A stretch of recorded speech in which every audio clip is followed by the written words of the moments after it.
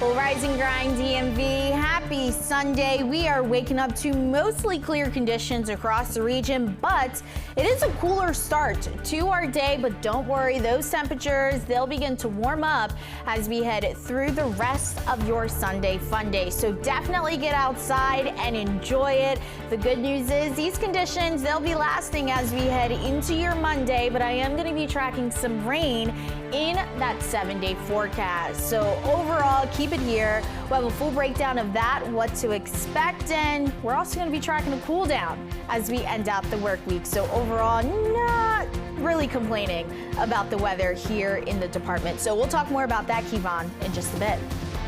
You're watching the station covering all of the DMV. This is DC News Now. All right, good morning, everyone, and thank you for joining us for DC News Now at 7. I'm Kevon Dupree. We want to take a live look now out across the district. We have a beautiful shot of the Washington Monument. A nice start to the day here. Nice and looks like it's going to be a sunny day. Sunny and warm, it says there at the bottom there. So I'm not the expert, so we're going to bring in the expert, meteorologist Brittany Ward. And nice start to the day, it looks like, from that shot there. Yeah, you know, we are waking up to those quiet conditions. It's a bit cooler as you head back off to the north and west, but don't worry, we'll start to warm things up as we head through the afternoon. So let's take a look at satellite and radar right now, kind of showing you the overall picture. We do have high pressure just off to our east. That's what's going to be keeping us quiet, not only today, but as we head into the work week. That's going to be providing us with those mostly sunny skies across the region. But back off to the west, we do have a system that is currently moving through the western parts of the United States. That cold front attached to that system will move into our region Tuesday into Wednesday, and that'll be the next chance for us to see some much needed rain across the area. So temperatures heading out the door,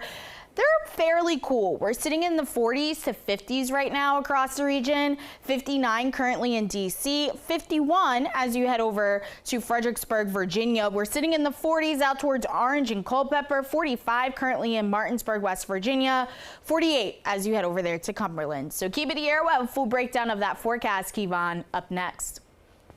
All right, Brittany, thank you very much. In Prince George's County, Greenbelt police say a man was shot and killed Saturday. We're told it happened on Spring Hill Court around 4:45 p.m.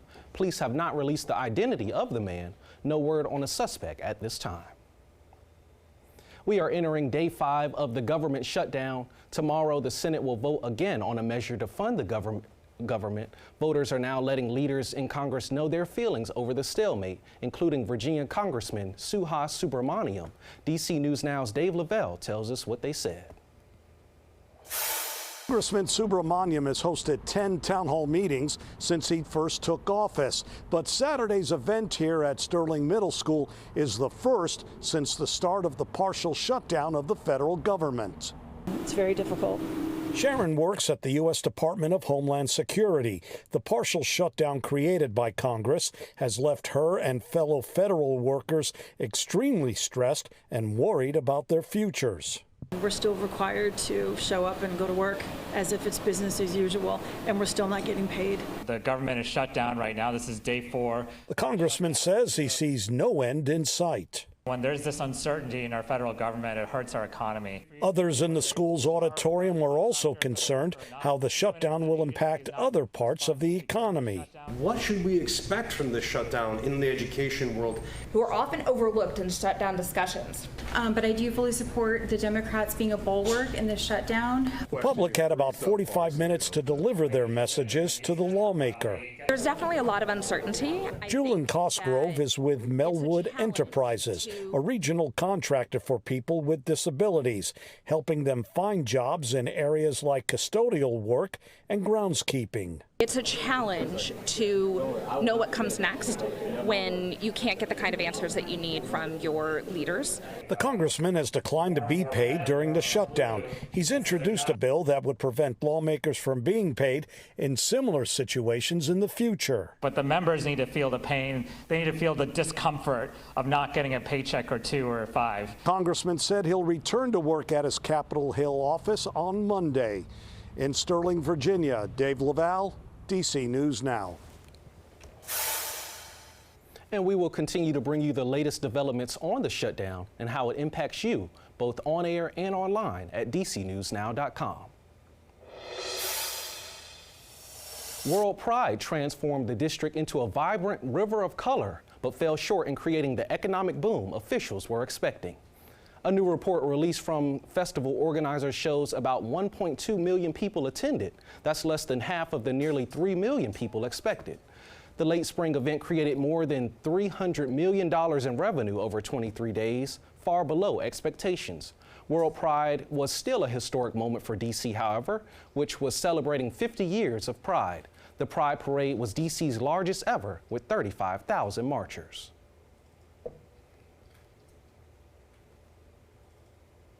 In the district, DC police are under a microscope, accused of not properly tracking stop and frisk data. The Office of Police Complaints says the officers are not complying with district law. DC News Now's Daniel Hamburg has the story. Police stops in D.C. aren't being documented properly, according to the Office of Police Complaints and Interim Executive Director Mark Cross. We do receive a number of complaints of allegations of wrongful stops and wrongful searches here. The Police Complaints Board audited 77 random reports and found between September 2021 and March 2025, none of them had this stop card filled out with specific information about why an officer made a stop. It is imperative to gather that data for the purpose of transparency and for accountability. In response, Chief Pamela Smith said the report was incorrect, saying even though the fields under the stop heading were blank, the data can be found just below the section of the report OPC reviewed, and it's collected consistent with the law. That section doesn't contain as much detail as the stop card does. An ACLU report from February found 70% of people in D.C. stopped are black, even though just 44% of the population is black. For people who have been stopped by police, the details matter. Those are the things that people get caught up in. You know what I mean? Because you didn't. So now you can just say anything if you asked about it or go to court or whatever. Smith said the fields to comply with the law are in their system, but not visible nor accessible to officers when completing their reports, something DC Justice Lab says isn't right. This leaves MPD officers unaccountable for the stops they're conducting against our neighbors and residents, and it also leaves communities in cycles of harm from over-policing and profiling. Now, the Police Complaints Board recommends MPD make the stop card section a fillable mandatory field officers have access to, and they recommend MPD train its officers to fill those cards for every stop, with supervisors being held accountable. Pushback is growing stronger in Virginia after a new report indicated the Democratic nominee for Attorney General, Jay Jones, suggested violence against political opponents 3 years ago. The former state delegate also reportedly suggested people face personal pain, like the death of their own children, in order to change their opinions on policy. The story was first reported Friday by the National Review, which shared apparent screenshots of texts Jay Jones sent to GOP House Delegate Kerry Coyner back in 2022. In those texts, Jones harshly criticized Republican colleagues and said he would go to their funerals and urinate on their graves. The report says Jones doubled down several times, describing a scenario where former Republican House Speaker Todd Gilbert would be shot with 2 bullets to the head. Jones then allegedly called Delegate Coyner to explain his reasoning and said the only way officials change their tune on public policy is when they feel personal pain, like watching their children die. Jones sat down with our sister station, WRIC in Richmond, and apologized.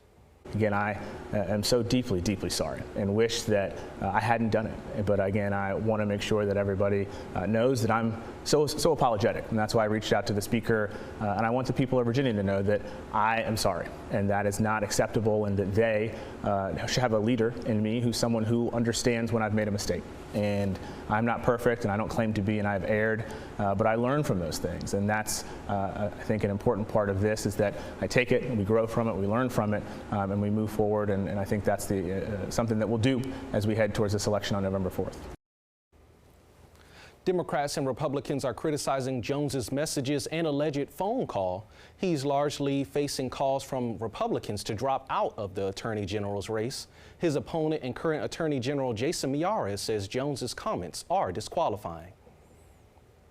Governor Glenn Youngkin saying in part, quote, "This violent, disgusting rhetoric targeted at an elected official and his children is beyond disqualifying," going on to say Jones's Democratic running mates don't have the courage to call on him to step away from this campaign in disgrace. At the top of the ticket, Democratic nominee for governor and former Congresswoman Abigail Spanberger sharing a statement Friday saying in part, quote, "After learning of these comments earlier today, I spoke frankly with Jay about my disgust with what he had said and texted. I made clear to Jay that he must fully take responsibility for his words." During Jones's sit-down with WRIC, he said he intends to continue running to be Attorney General, claiming the race has never been about him specifically. Yesterday afternoon, Mike Johnson, the Speaker of the U.S. House of Representatives, called on Jones to drop out of the race. In Prince George's County, County Executive Aisha Braveboyd holding a boots-on-the-ground cookout and federal shutdown resource fair for her first 100 days in office. Saturday's event was filled with food, live music, and plenty of family-friendly activities.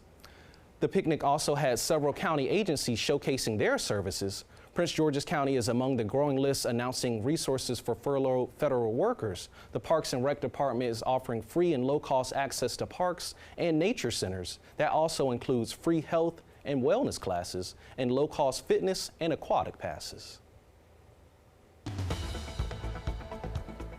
All right, now we want to get a check of the weather as the sun is now up in the sky. We want to bring in meteorologist Brittany Ward. Brittany, what can you tell us? You know, overall, Kevon, it's going to be a great day across the region. We're tracking those dry, sunny, and even warm conditions. But heading out right now, you'll notice some patchy fog starting to develop. Those temperatures still on the cooler side as you are kick-starting your Sunday. We will start to see those temperatures warm up, though, as we head through the second half of the morning. We're expected to see them in the lower 70s. Then we're going to be tracking those upper 70s to lower 80s by this afternoon, which is above average for this time of year. So keep it here. We'll have a full breakdown of that forecast, Kevon, up next.